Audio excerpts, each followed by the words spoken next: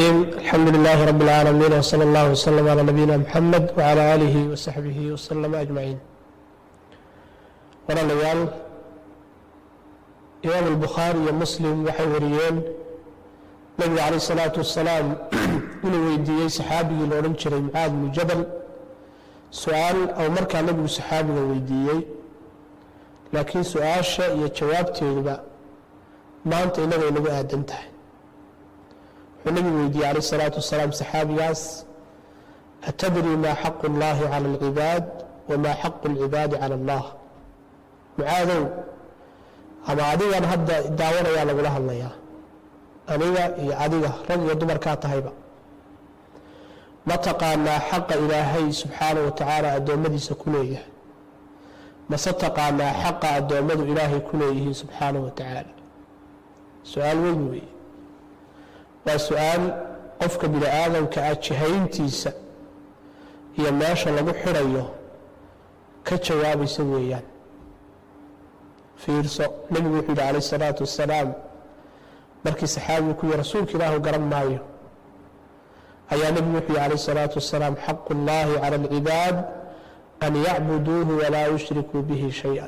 ilaahay xaquu addoommada ku leeyahay waa inay ilaahay subxaanaه wa tacaala caabudaan oo aysan cibaadadiisa cid kala siinin, oo aysan cibaadada ilaahay cid kale la wadaajinin.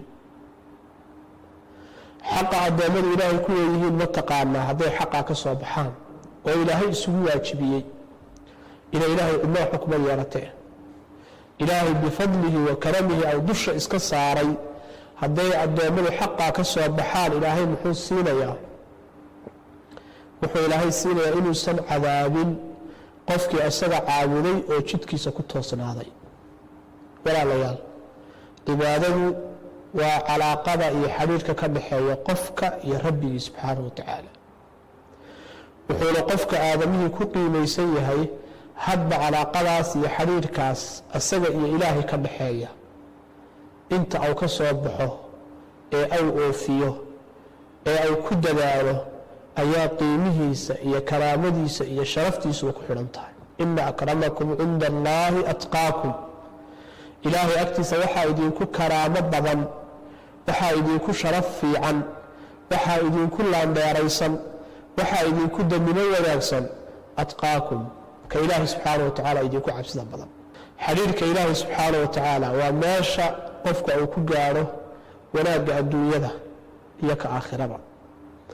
hagoynin xidhiirka ilaahay subxaanaه wa tacaala. qofka muslimka ahi wuxuu leeyahay xidhiir joogta abuu rabbi la leeyahay. ilaahay wuxuu inoo sameeyey subxaanaه wa tacaala xidhiirkiisaas inuu yowmiyan cusboonaado. 5 jeer baynu maalinta ilahay is hortaagaynaa subxaanaه wa tacaala ugu yaraan, marka sunnayaasha laga reebo. waajibka 5 jeer ayaynu habeenkiiyo maalinta ilahay is hortaagaynaa, saynu ilaahay u xasuusnaano, saynu xidhiirkanu rabbi la leenahay u cusboonayno, ayaynu ilaahay subxaanaه wa tacaala is hortaagaynaa. sanadkiiba hal mar baynu ilaahay u soomaynaa, saynu si sannadeed aynu cumrigeenna iyo maaragtay u cusboonaysiino xiriirkaynu rabbi la leenahay subxaanaه wa tacaala. cumrigeenna iyo sanadkii nolosha intaynu nool nahay hal mar ba aynu xajinaynaayoo loogu talagelayaa in aynu ilaahay subxaanaه wa tacaala si cumrigoo dhan hal mar ah aynu xiriirka ilaahay iyo calaaqada ilaahay u cusboonaysiino. zakada qofku bixinayaa waa si sanawiyo sanadkiiba hal mar inuu xiriirkii asagiyo rabbi ka dhaxeeyo cusboonaysiiyo. dardaarankeenu wuxuu yahay walaalayaal, qof walba muslim ah waa inuu taxadar dheeraada u lahaado xiriirka asagiyo rabbi ka dhaxeeya. bini aadamku maanta waxyaalaha ay jecel yihiin way ku dadaalaan inay calaaqadooda wanaajiyaan. ka xilka hayaa wuxuu ku dadaalayaa asagiyo cidda xilkiisa saameynta ku leh inuu ku dadaalo xiriirka ka dhaxeeya.